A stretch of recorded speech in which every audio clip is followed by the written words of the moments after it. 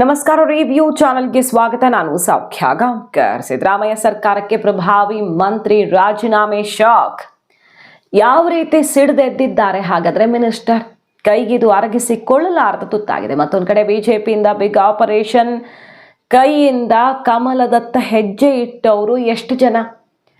ಮಹತ್ವದ ಬೆಳವಣಿಗೆ, by election ರೋಚಕ ಘಟ್ಟಕ್ಕೆ ತಲುಪಿರೋ ಹೊತ್ತಲ್ಲಿ ಡೀಟೇಲ್ಸ್ ನೋಡ್ತಾ ಹೋಗೋಣ. ಮಿಸ್ ಮಾಡಿದ್ರೆ ನಮ್ಮ ಚಾನಲ್ನ ಸಬ್ಸ್ಕ್ರೈಬ್ ಮಾಡಿ, ನಿಮ್ಮ ಅಭಿಪ್ರಾಯ ಕಮೆಂಟ್ ಮಾಡಿ ತಿಳಿಸಿ. ಎಸ್ ವೀಕ್ಷಕರೇ, ಸಿದ್ದರಾಮಯ್ಯನವರಿಗೆ ಅತ್ಯಾಪ್ತರಿಂದಲೇ ಈಗ ಅರಗಿಸಿಕೊಳ್ಳಲಾರದಂಥ ಆಘಾತ ಎದುರಾಗಿದೆ. ಮಂತ್ರಿಗಳು ಕಿತ್ತಾಡ್ಕೊಂಡ್ರು. ಎಲ್ಲಿ ತನಕ ಕೈ ಮಿಲಾಯಿಸೋ ತನಕ ಶಾಸಕರು ಮಂತ್ರಿಗಳ ನಡುವೆ ಜಟಾಪಟಿ ಆಯಿತು. CLPಯಲ್ಲಿ ಕೋಲಾಹಲ ಸೃಷ್ಟಿಯಾಯಿತು. ಸಿದ್ದರಾಮಯ್ಯನವರು ಎದುರೇ ಕಂಟ್ರೋಲಿಗೆ ಬರ್ದಿರೋ ರೀತಿಯಲ್ಲಿ ಹೀಗೆಲ್ಲ ಆಗ್ತಿರೋದು ಇದೇ ಮೊದಲು ನೋಡ್ತಿರೋದು ಕಾಂಗ್ರೆಸ್.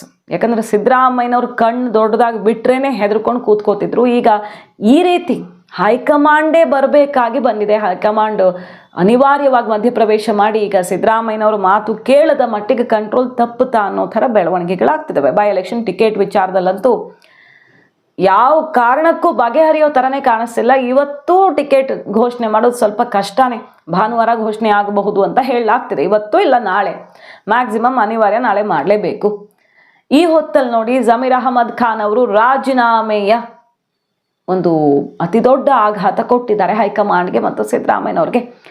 ದಾವಣಗೆರೆಯಲ್ಲಿ ಏನಾದರೂ ಮುಸಲ್ಮಾನರಿಗೆ ಟಿಕೆಟ್ ಕೊಡಲಿಲ್ಲ ಅಂದರೆ ರಾಜೀನಾಮೆ ನಾನು ಕೊಡೋದು ಗ್ಯಾರಂಟಿ. ಜಮೀರ್ ಅವರು ಇಂಥದ್ದೊಂದು ಸ್ಟೆಪ್ ತಗೊಳ್ತಿದ್ದಾರೆ. ಈಗ ಅತಿ ಹೆಚ್ಚಿನ ಸಂಖ್ಯೆಯಲ್ಲಿ ಮುಸಲ್ಮಾನರಿರೋ ಕ್ಷೇತ್ರ. ಮತ್ತು ಶಾಮನೂರು ಶಿವಶಂಕರಪ್ಪನವ್ರು ನಮಗೆ ಭಾಷೆ ಕೊಟ್ಟಿದ್ರು, ಅವ್ರ ನಂತರ ಮುಸಲ್ಮಾನರಿಗೆ ಟಿಕೆಟ್ ಅಂತ ಅವ್ರು ಹೇಳ್ತಿರೋದಲ್ವ, ಸಮುದಾಯ ಹೇಳ್ತಿರೋದು. ಅಲ್ಲಿ ಸಾದಿಕ್ ಪೈಲ್ವಾನ್ ಅವ್ರು ನಿನ್ನೆ ನಾಮಿನೇಷನ್ ಮಾಡಿದ್ರು. ಮತ್ತು ಸುಮಾರು ಜನ ಆಕಾಂಕ್ಷಿಗಳಿದ್ದಾರೆ. ಅಬ್ದುಲ್ ಜಬ್ಬಾರ್ ಅವರ ಪರವಾಗಿ ಜಮೀರ್ ಅವರು ಸುಮಾರು ದಿನಗಳಿಂದ ಬ್ಯಾಟ್ ಬೀಸ್ತಾನೆ ಇದ್ದಾರೆ. ಆದರೆ ಈಗ ಶಾಮನೂರು ಕುಟುಂಬದ ಕೈ ಮೇಲಾಗೋ ಥರ ಕಾಣಿಸ್ತಾ ಇದೆ. ಯಾಕಂದರೆ ಸಮೀಕ್ಷೆ ಮಾಡಿದ್ದಾರೆ DK ಶಿವಕುಮಾರ್ ಅವರೊಂದು. ಆ ಸಮೀಕ್ಷೆಯಲ್ಲಿ ಸಮರ್ಥ್ಗೆ ಟಿಕೆಟ್ ಕೊಟ್ರೇನೆ ಬೆಸ್ಟು. ಮಲ್ಲಿಕಾರ್ಜುನ್ ಅವರ ಫ್ಯಾಮಿಲಿ ಅಂದರೆ ಶಾಮನೂರು ಕುಟುಂಬದ ಪರವಾಗಿ ಅನುಕಂಪನೂ ಇದೆ. ಹಾಗೆ ಎಲ್ಲ ಬಗೆಯ ಎಲೆಕ್ಷನ್ ಮಾಡಿ ರೂಢಿರವರು, ಏನು ರೇಂಜ್ಗೆ ಹೋದರೂ ಎಲೆಕ್ಷನ್ ಎತ್ಕೊಂಡು ಹೋಗುವಂಥ ತಾಕತ್ತಿದೆ, ಅವ್ರಿಗೆ ಬೆಸ್ಟ್ ಅನ್ನೋ ಥರ ರಿಪೋರ್ಟ್ ಬಂದಿದೆ.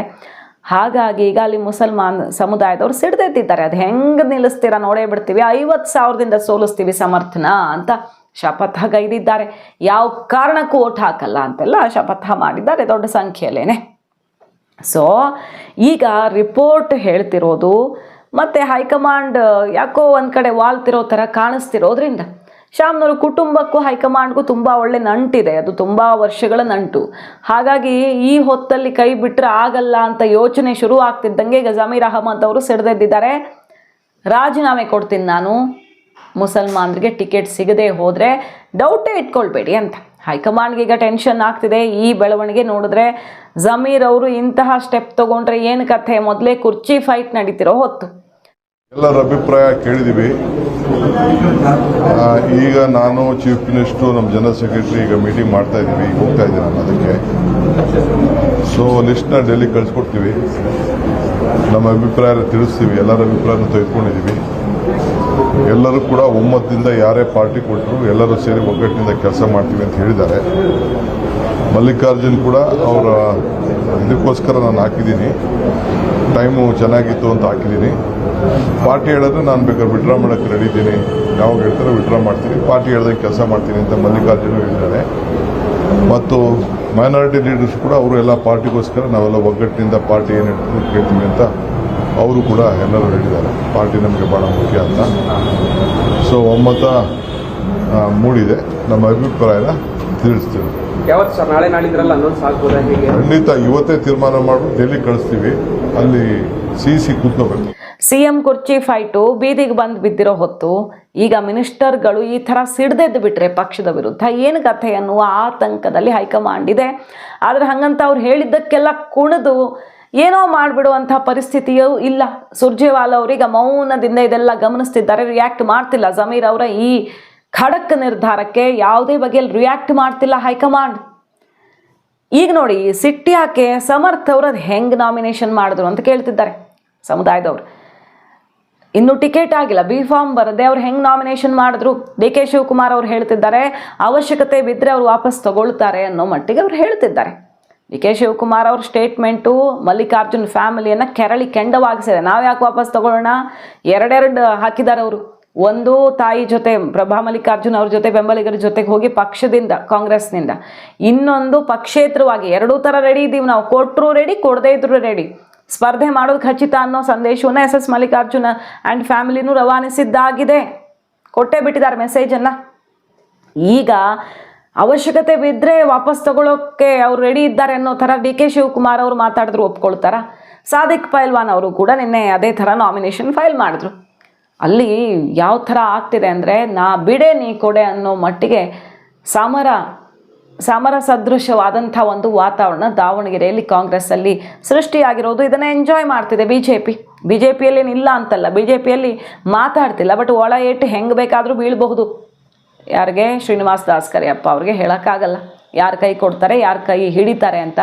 ಬಟ್ ಕಾಂಗ್ರೆಸ್ನಲ್ಲಿ ಇದು ಬೀದಿ ರಂಪ ಆಗಿಬಿಟ್ಟಿದೆ.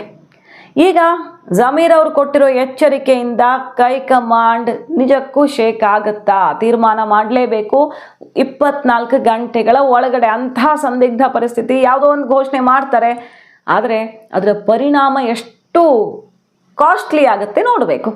ಬಾಗಲಕೋಟೆಯಲ್ಲಿ ಆಪರೇಷನ್ ಕಮಲ, ಬಾಗಲಕೋಟೆಯಲ್ಲಿ ಭರ್ಜರಿಯಾಗಿ ಘರು ವಾಪಸಿ ಮಾಡ್ತಿದ್ದಾರೆ.